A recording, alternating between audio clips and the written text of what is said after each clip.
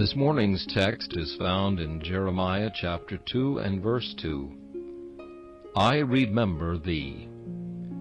Let us note that Christ delights to think upon his church and to look upon her beauty. As the bird returns often to its nest, and as the wayfarer hastens to his home, so does the mind continually pursue the object of its choice. We cannot look too often upon that face which we love. We desire always to have our precious things in our sight. It is even so with our Lord Jesus. From all eternity, his delights were with the sons of men. His thoughts rolled onward to the time when his elect should be born into the world. He viewed them in the mirror of his foreknowledge. In thy book, he says, all my members were written, which in continuance were fashioned, when as yet there was none of them.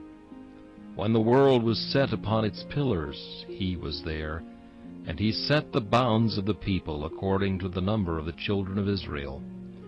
Many a time before his incarnation, he descended to this lower earth in the similitude of a man, on the plains of Mamre, by the brook Jabbok, beneath the walls of Jericho, and in the fiery furnace of Babylon, the Son of Man visited his people.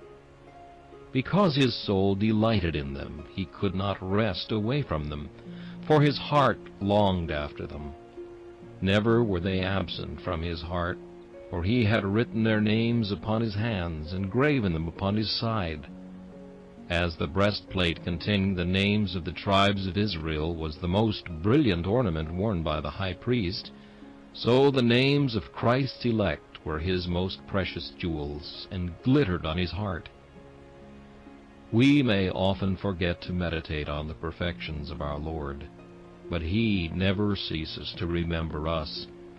Let us chide ourselves for past forgetfulness, and pray for grace ever to bear him in fondest remembrance.